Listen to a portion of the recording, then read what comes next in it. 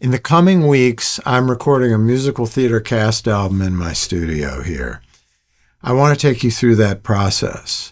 Hopefully, these glimpses in our session here, like the setup and how we manage the session, will help you plan and manage your own sessions, give you some ideas about how to proceed in that way, no matter what kind of music you're doing. I'm somewhat used to doing sessions with little room for error. These would be sessions when you're recording with orchestras, the sessions where you're recording with busy people who have to come and go, and this will be one of them. The cast schedules are tricky and the budget is not unlimited. So we got to move, got to keep moving. Now, it means a lot to me to do this. I have a real love affair with musical theater. The show is called an Axemas Story, and it is a romp, I will tell you. The music is really great. The main thing I'll tell about the plot is that the title is a portmanteau. It's a blend word of axe, as in chopping, and Christmas, Axemas. Also, sadly, Christmas is a perilous time for trees, right? That's right, we're recording a slasher Christmas album in April. Now, before things get any scarier, let's dive into tech stuff. There's a 9-actor cast, and we'll be recording here in the Red Room.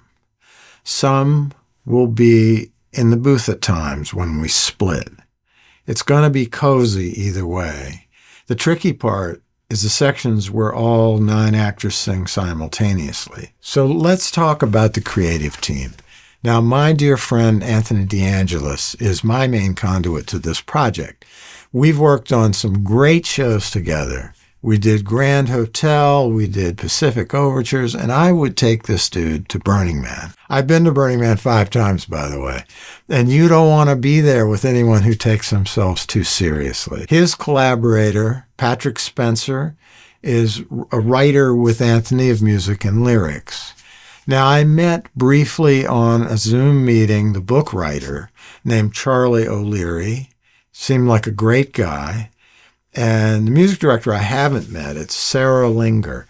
And Sarah is rehearsing the actors. I think she's going to be here some. Zach Hansen is a guy who is going to figure into this very much because he's the orchestrator and he will be the mixer of these tracks once we get them out to him. So this is exciting for a guy who spends a lot of his time alone in a room tweaking endless parameters, to have a team of fresh-faced and eager collaborators. I'm so excited about this. So as the saying goes, we're going to have a run-and-gun situation here. I'm envisioning the actors in this room, or split between the 2 rooms. There's a booth back there. And when in here, we'll set them up in a semicircle. And when we have complex parts, maybe we'll split into both here in the booth, maybe half and half, ensemble half in here, half in there. Maybe the soloist in the booth at times and the rest of the ensemble in here. Not totally sure about this. It's going to need to be planned well, though. That part I am sure of. Now I'm thinking of 2 sets of stereo mics in each room. One for a more distant approach to add some glue and a coalesced quality to the sound. Those 2 I'm never going to move in either room. Then a closer up pair. And we'll use both of those pairs as stereo and then also spot mics on individuals. Now, I'm not going to know too much about that until we strategize a little more, but those could be an MS stereo pair, they could be a spaced pair, it could be XY, it could be near coincident. I don't know. Whether or not this will work out, it sort of depends on whether we're sending the ensemble home and I can just record soloists, on their single mics, plus the distance mics, which I'm never going to turn off. If that's doable, that'd give us a lot more leeway in the mix because panning the individual closer mics would be more possible for the soloists in that case. But we're going to see, and we'll make it work no matter what. Now, how we're working so far. We're creating the session templates. We've got 11 done right now. We've had 2 meetings here so far, and they've been with me, Patrick, and Anthony. The files will be recorded at 96K 24-bit resolution. Now, here's a twist. This show was done in concert to a live audience at a club called 54 Below in December 2024, so about 3 months ago. That place it's a club located at 54th Street in the Theater District, and there's lots of really cool stuff happening there and lots of amazing performers. So I suggest you get over there and check it out sometime. It was performed to a pre-existing track. At that concert, singing was done to this pre-existing recording. It's mostly piano recording. And the music director played back the recording using software called QLab. QLab is a computer-based playback system.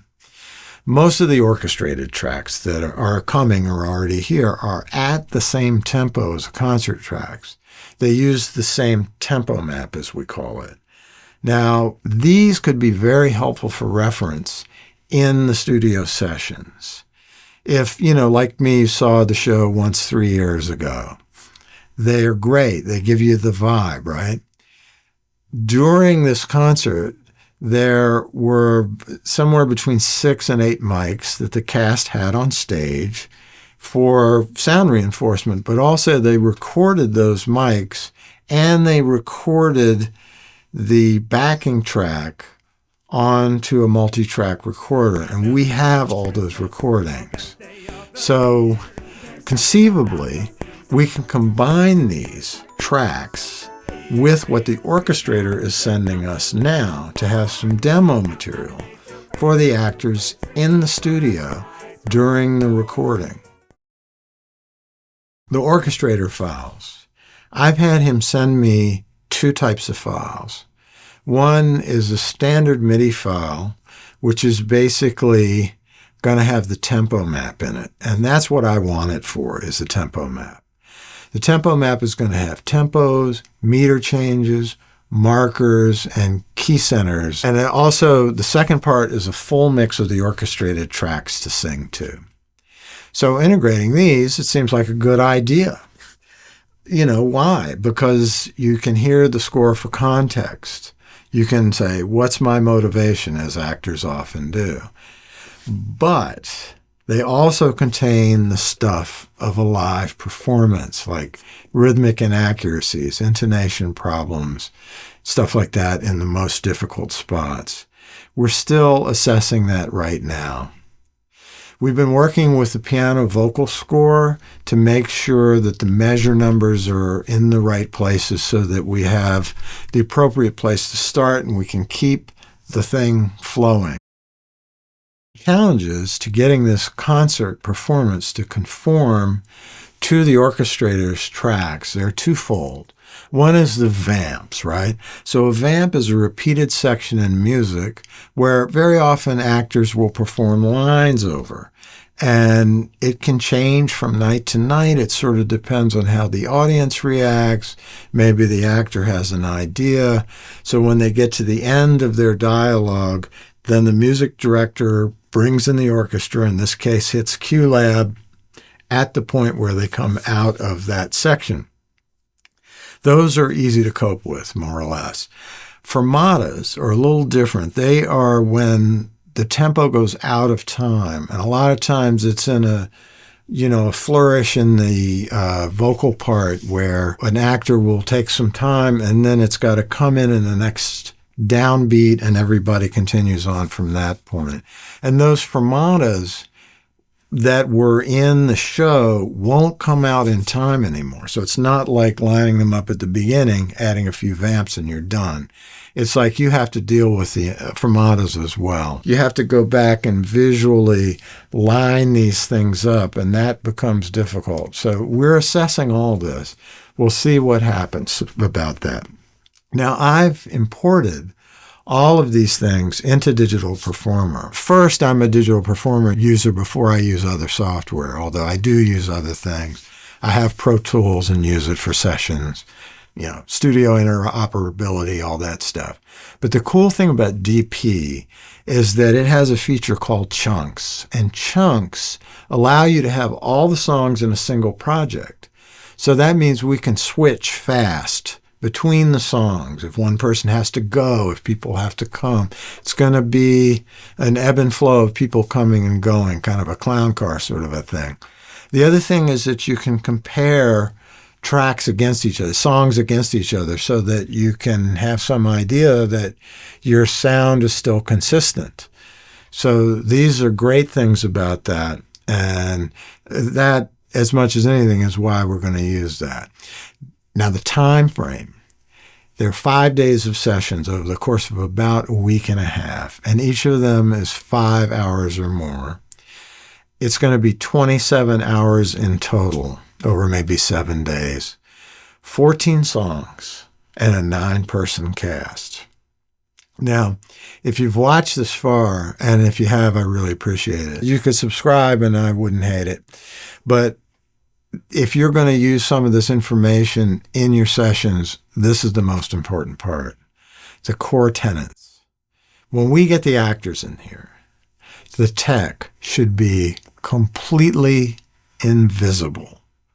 No tech problems, no hums, no buzzes, no glitches, no crashes, no headaches. All fun and great performances. We're going to move heaven and earth to make that a reality. I'm extremely excited. See you soon.